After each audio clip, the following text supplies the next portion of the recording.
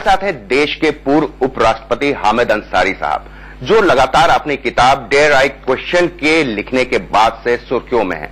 Sir, अगर मैं सीधे आपसे सवाल करूं, आपने अपनी किताब में लिखा है और लिखा है कि भारत की जो संस्कृति रही है, सेक्युलर है हम और बहुत ज्यादा डाइवर्स होने के बावजूद सब एकजुट होकर रहते हैं, तो कहीं ना कहीं आपने उसमें शंका जाहिर की। क्या कुछ लग रहा है, कुछ कमी आ रही है? कमी आ रही है, बिल्कुल। आप रोज अखबार खोलिए, टीवी खोलिए, लोगों की बातचीत सुनिए, उसमें अंदाज होता है कि कमी आ रही है। देखिए, जो हमारे बेसिक प्रिंसिपल्स थे उस पे कोई दो राय नहीं हो सकती है, इसलिए कि ये समाज जैसा है वैसा है। ये समाज किसी सरकार ने नहीं बनाया, ये समाज कॉन्स्टिट्यूशन असेंबली ने भी नहीं बनाया। वो तो जो जीता जागता समाज था उसके ऊपर उन्होंने संविधान बनाया और उसके ऊपर उस वक्त से आज तक जितनी सरकारें आई, इस पार्टी या उस पार्टी की, सबने उसको प्रैक्टिकल शेप देने की कोशिश की। आपके विदाई के वक्त जो प्रधानमंत्री ने भाषण दिया, क्या आपको कहीं लगा कि चीजें ठीक नहीं हैं, उस तरह का भाषण नहीं होना चाहिए था? उन्होंने अपने अंदाज से, अपने शब्दों में जो बात कहनी थी कही। बाद में मैंने देखा कि अखबारों में लोगों ने कुछ टिप्पणी की उसके ऊपर, मैंने नहीं की उस पर टिप्पणी। उस अवसर पे उन शब्दों में वो बात नहीं कहने की जरूरत थी। इस वक्त जो सोसाइटी का रवैया है, क्या आपको लग रहा है, आप मान रहे हैं कि चीजें बदल रही हैं? किस तरह से बदल रही हैं? आप किस तरह से देख रहे हैं? हम आप सब इस देश के नागरिक हैं, ठीक है? क्यों है नागरिक? इसलिए कि कॉन्स्टिट्यूशन में जो नियम बनाए गए हैं उसके हिसाब से हम नागरिक हैं। अब अगर कोई कहे कि साहब आप अगर वहां पैदा हुए हैं, समझे, कन्याकुमारी में पैदा हुए हैं तो आप नागरिक नहीं है, आप यहां पैदा हुए हैं तो आप नागरिक हैं, या ये कि आप नास्तिक हैं तो आप नागरिक नहीं है, आप इस धर्म के हैं तो नागरिक हैं, उस धर्म के हैं तो नागरिक नहीं है। तो इससे आप जो नागरिकता का जो सर्कल है, दायरा है, उसको आप छोटा करेंगे तो इतने बड़े देश में, इतने बड़ी आबादी में आप कुछ लोगों को उसके बाहर रखेंगे, कुछ लोगों को उसके अंदर लाएंगे। मुझे जो चिंता है वो यही है। और क्या आपको लगता है कि सोसाइटी में, और खासकर इस वक्त माइनॉरिटीज को टारगेट किया जा रहा है, उनकी स्थिति जो है जैसे पहले थी, अब वो स्थिति नहीं रही? आप ये नहीं कह सकते हैं कि माइनॉरिटीज की कोई हैसियत नहीं है। इस मुल्क में माइनॉरिटीज हैं और जिन लोगों ने कॉन्स्टिट्यूशन बनाया बहुत सोच समझ के उसका ख्याल रखा, उसके लिए प्रोविजंस किए गए, ठीक है? तो आप उस चीज को डिनाई नहीं कर सकते। अच्छा, दूसरी चीज ये है कि कुछ माइनॉरिटीज ऐसी हैं जो कि बैकवर्ड हैं, सोशल हिसाब से बैकवर्ड हैं, शिक्षा के हिसाब से बैकवर्ड हैं। जैसे कि हमारे देश में शेड्यूल्ड कास्ट हैं, वो बैकवर्ड हैं, बैकवर्ड क्लासेस भी हमारे यहाँ बैकवर्ड हैं। तो वो आंकड़े आपके पास सब मौजूद हैं, वो आंकड़े सरकारी हैं, समझे, उसमें कोई दो राय नहीं। तो माइनॉरिटीज की जो पोजीशन है उसको आप आंख बंद करके नहीं देख सकते हैं। तो आपको क्या लगता है, कौन अनदेखी कर रहा है? सरकार ऐसी अनदेखी कर रही है तो इस पर आवाज बुलंद होनी चाहिए। बिल्कुल होनी चाहिए, इसलिए कि सरकार ने खुद ही कहा है कि हमको कुछ काम करने, समझे साहब। प्रधानमंत्री जी ने बहुत अच्छा जुमला कहा था, कई साल हुए, उन्होंने कहा था सबका साथ सबका विकास। बहुत अच्छी बात है, मैंने उसको पब्लिकली कहा था कि बहुत अच्छी बात है, मगर सबका साथ सबका विकास के लिए एक चीज जरूरी है कि सब अगर स्टार्टिंग लाइन पे साथ खड़े हैं तो सब साथ चलेंगे, मगर अगर 5 आदमी पीछे हैं तो वो तो साथ नहीं चल सकते। तो क्या समाज की क्या रिस्पॉन्सिबिलिटी होती या सरकार की क्या रिस्पॉन्सिबिलिटी कि वो 5 या 4 या 3 जो भी हों उनको भी आप लाइन पे लाइए, सबको लाइन पे लगाइए। जैसे कि आप जब 100 मीटर रेस करते हैं तो सबको एक लाइन पे लगाते हैं, उसके बाद आप स्टार्ट करते हैं। तो ये है चैलेंज, जो है वो ये है। आपको लगता है कि अगर चलिए सरकार अनदेखी कर रही है पर विपक्ष भी अपनी भूमिका निभा पा रहा है, उस तरफ से भी तमाम इस तरह के उल जलूल बयान आते हैं? सरकार का काम हुकूमत चलाना है, ऑपोजिशन का काम है सरकार की जवाबदेही लेना, और जो चीजें उनकी नजर में डिस्कस होनी चाहिए वो डिस्कस होनी चाहिए। हमारे सिस्टम में जो खराबी आ रही है, आ गई है, वो ये है कि पार्लियामेंट या स्टेट असेंबलीज अब बहुत कम दिन काम करती हैं। पहले 100 दिन काम करते थे पार्लियामेंट, अब 60 दिन करती है। स्टेट असेंबलीज के आंकड़े आप जमा कीजिए तो इतना शर्मिंदा होंगे कि किसी के सामने जिक्र नहीं कर सकते। इसका मतलब यह है कि जो काम उनको करना चाहिए, चाहे एमएलए को करना चाहिए या एमपीज को करना चाहिए, इस पक्ष या उस पक्ष से कोई फर्क नहीं पड़ता है, वो काम अधूरा हो रहा है या अधूरे से भी कम हो रहा है। तो इसमें तो दोनों की जवाबदेही, बिल्कुल दोनों की, ये तो बिल्कुल मैं तो कहता हूं कि दोनों की जवाबदेही है, मगर थोड़ी सी जिम्मेदारी सरकार की होती है, इसलिए कि असेंबली का सेशन बुलाना या पार्लियामेंट का सेशन बुलाना ये सरकार का काम है। ये सरकार का चलाने में तो विपक्ष और नहीं, चलाने में तो है, मगर अगर आप बुलाएंगे नहीं तो चलेगी कैसे? सरकार का दावा है कि उन्होंने माइंड आउट इसके लिए बहुत कुछ किया, सबको साथ लेके चल रहे हैं। ट्रिपल तलाक पे जो है उन्होंने साफ तौर पे कहा कि हमने इससे जो है बहुतों के साथ जो बेजा चीजें हो रही थी उसको हमने रोकने की कोशिश की। ये धार्मिक बीमारी नहीं है, ये धार्मिक कमी नहीं है, ये समाजी बीमारी है। समझे? आप अगर मुसलमान किताबें पढ़िए, कुरान पढ़िए, तो उसमें बहुत साफ लिखा हुआ है, उसमें डाइवोर्स के तरीके हैं, जैसे हर धर्म में डाइवोर्स के तरीके होते हैं, मगर ये ट्रिपल तलाक तरीका नहीं है, ये अन इस्लामिक है, मगर सामाजी बीमारी की तरह से, जैसे हमारे यहाँ और 20 सामाजिक बीमारियां हैं। मैं उसकी सियासत में नहीं जाना चाहता हूं। जो बीमारी समाज में है उसको आपको सामाजिक तरीके से ठीक करना होगा। महिलाओं का क्या स्टेटस है? हम क्यों नहीं अपनी पार्लियामेंट में महिलाओं को लाते हैं? क्यों इतना, जो एक जमाने में एक बिल आया था वो नहीं पास हुआ, समझे?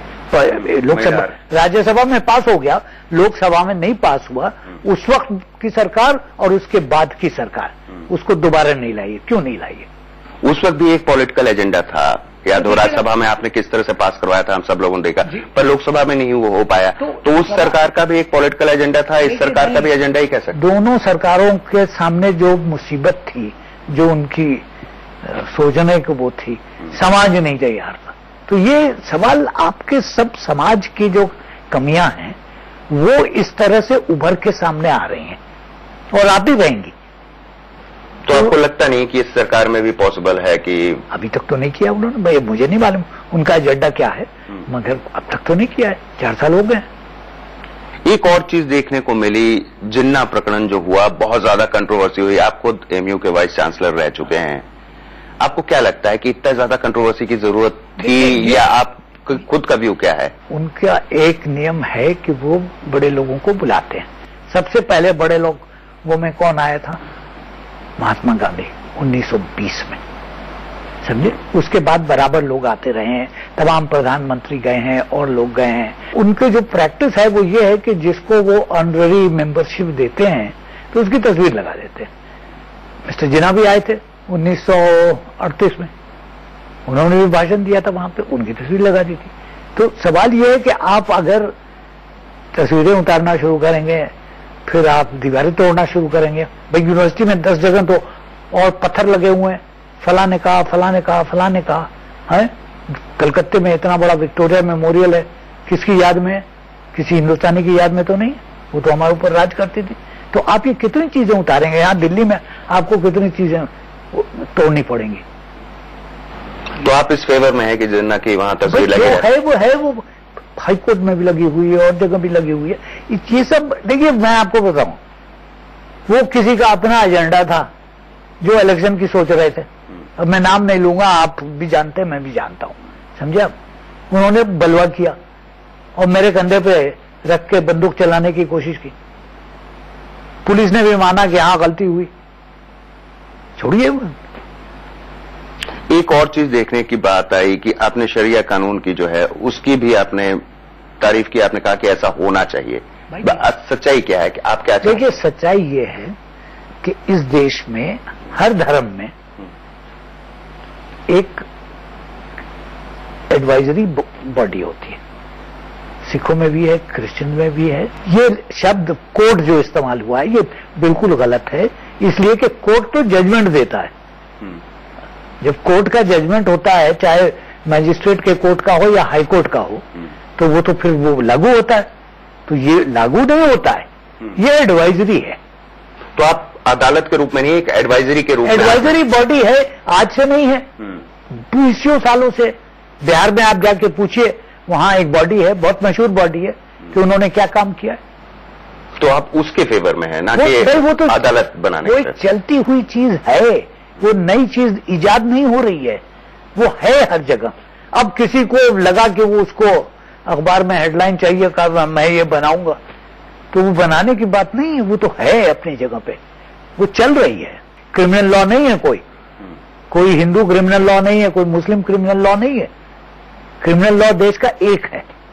सिविल लॉ में, पर्सनल लॉ के मामले में इसकी आजादी है, हमारे संविधान में ये लिखा हुआ है कि ये आजादी है। तो इसको लेके उड़ जाना वोट लेने के लिए या इस वजह से या उस वजह से पॉपुलैरिटी हासिल करने के लिए, वो अलग बात है, मगर इसमें कोई नई चीज है ही नहीं। एक और चीज देखने को मिली कि शशि थरूर साहब जो है लगातार जो भी बयान देते हैं, आप उनकी कहीं ना कहीं जो है तारीफ करते हैं। कहता हूं मैं शशि थरूर साहब को जानता हूं, आज से नहीं जानता हूं, बहुत जमाने से। जब वो यूएन में बड़े अफसर होते थे, मैं भारत का राजदूत होता था। पढ़े लिखे आदमी हैं, समझे, मेंबर ऑफ पार्लियामेंट हैं, न सिर्फ मेंबर ऑफ पार्लियामेंट हैं, मिनिस्टर भी रह चुके हैं। पार्लियामेंट की जो स्टैंडिंग कमेटी है विदेश नीति पे, जिसमें सब पक्ष के लोग होते हैं, उसके चेयरमैन हैं, तो कुछ तो है उनमें। मैंने ये कहा कि उन्होंने कहा वो पढ़े लिखे आदमी है, उनके पास कोई वजह होगी कहने की।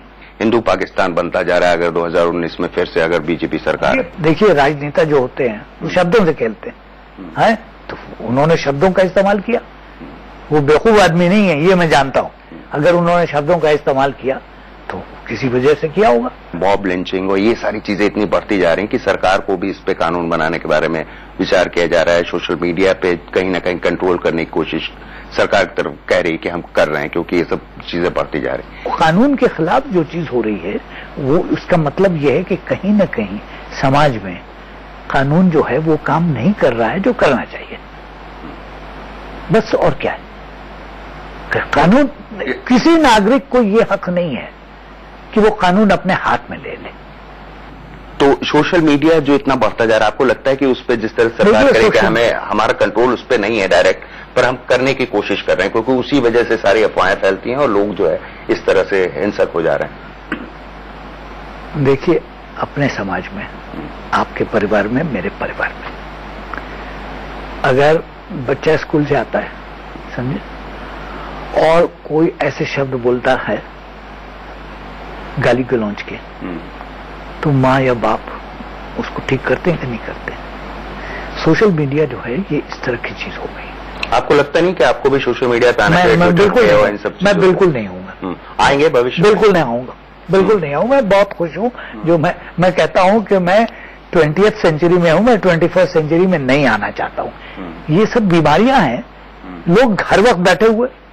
आपको क्या लगता है कि दलितों के आरक्षण की जो बात होती है, माइनॉरिटीज के जो भी कॉलेज और स्कूल हैं, उनमें भी होना चाहिए, एमयू में और बाकी जामिया और तमाम? देखिए, दलितों के आरक्षण की जो बात है वो कानून के मुताबिक है। जो माइनॉरिटी इंस्टीट्यूशंस हैं उनके अलग कानून है, उसके हिसाब वो चलते। देखिए, यूनिवर्सिटीज जो हैं वो मनमानी नहीं चलती है। मैं वाइस चांसलर रहा हूं, सरकारी नियम है, समझे, HRD मिनिस्ट्री है, यूनिवर्सिटी ग्रांट्स कमीशन है, और बहुत सी बॉडीज हैं, तो उनके हिसाब से यूनिवर्सिटी चलती हैं।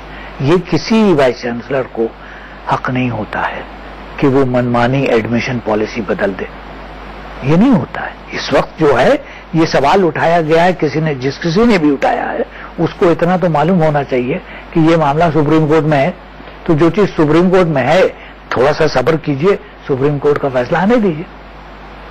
आप ये बताएं सर कि आप इतने लंबे अरसे तक उपराष्ट्रपति रहे हैं और तमाम आपका लंबा अनुभव रहा, 4 साल हो गए इस सरकार में भी आपने काम किया। अगर इस सरकार को नंबर देने हो तो आपको क्या लगता है, कितने आप नंबर दे सकते हैं? जब मैं इतिहास की किताब लिखूंगा तो उसमें बताऊंगा आपको, अभी लिखने पे नहीं आया हूं। अगर माहौल पे फिर लौटते हैं, आपने जैसे कहा कि माहौल बदल रहा है, बहुत अच्छा नहीं है, पॉजिटिव नहीं है, तो आप उससे पूरी तरह मुतमईन हैं कि वाकई पॉजिटिव नहीं है, स्थितियां नहीं है पॉजिटिव? मैं देख रहा हूं, मैं सुन रहा हूं, लोगों से सुनता हूं, माहौल ठीक नहीं है। और वो उसके एक ही वजह है कि देखिए ये समाज जो है इसमें हर तरह के लोग हैं। इस समाज में आप वो नहीं कर सकते हैं, ये नहीं कर सकते हैं सब एक ही उस पे चलेंगे, नियम पे चलेंगे, समझे आप? सब कुर्ता पजामा पहनेगा, कोई पैंट नहीं पहनेगा, समझे? ये नहीं हमारे यहाँ। सबको ब्रीथिंग स्पेस देना होगा, सबको ब्रीथिंग स्पेस देना होगा। और ये कोई नई चीज नहीं है इस समाज में, हजारों साल से ये समाज इसी तरह चला है। अब आप किसी बड़े यात्रा पे चले जाइए, वहां क्या एक धर्म के लोग होते हैं? नहीं होते, समझे? मंदिरों में मुसलमान जाते हैं और दरगाहों में हिंदू जाते हैं, गुरुद्वारे में सब जाते हैं। क्यों जाते हैं? इसलिए कि ये लाइनें हमारे यहां नहीं है, कभी नहीं रही हैं। वही फीलिंग अब आपको लगता है खत्म होती चली जा रही है? वो कम हो रही है, कम हो रही है। इसलिए कि एक बार आपने ये कहना शुरू किया कि आपकी नागरिकता पे सवाल उठेगा कि आपकी वो क्या बर्थ प्लेस किस धर्म से आप हैं, या आपके देवभूमि कहाँ है, तो ये सब सवाल हमने कभी नहीं पूछे। हमने कहा भाई जो सबको फ्रीडम ऑफ रिलीजन है। आपकी किताब डेयर आई क्वेश्चन आ गई है, कुछ लोगों ने पढ़ ली है उसको और चर्चा में आप हैं। एक अटकल ये लग रही है, अटकलें तमाम जो चलती हैं, आप भी सुन रहे होंगे, कि हामिद अंसारी साहब जो हैं अब एक्टिव पॉलिटिक्स में आ रहे हैं। जी नहीं, तो एक्टिव पॉलिटिक्स में नहीं, तो कभी नहीं आएंगे एक्टिव पॉलिटिक्स में, क्या माना जाए? आपको मालूम है मेरी उम्र क्या है? सर आपसे ज्यादा उम्र में लोग प्रधानमंत्री भी बने हैं इस देश। वो राजनेता थे, अब मैं नहीं हूं राजनेता, मैं नहीं एक्टिव पॉलिटिक्स में हूं, किसी पॉलिटिक्स में नहीं हूं, तो मुझे पॉलिटिक्स से कोई वो नहीं। एक्टिव पॉलिटिक्स से मैंने पॉलिटिकल साइंस जरूर पढ़ी है, समझे, फॉरेन अफेयर्स में 40 साल मेरे गुजरे हैं, मगर एक्टिव पॉलिटिक्स से मेरा कोई वो नहीं। और ना आएंगे कभी? ये उम्र मेरी जो है, मैं खुश हूं जहां हूं।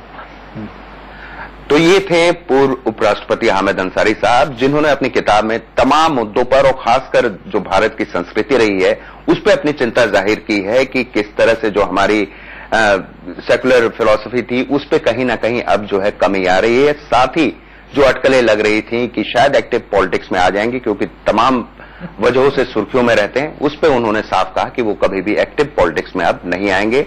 ना तो उनका तजुर्बा ऐसा है और ना ही उनकी उम्र अब इस चीज को लिए उनको अलाउ करती है। प्रकाश पांडे, इंडिया न्यूज, दिल्ली।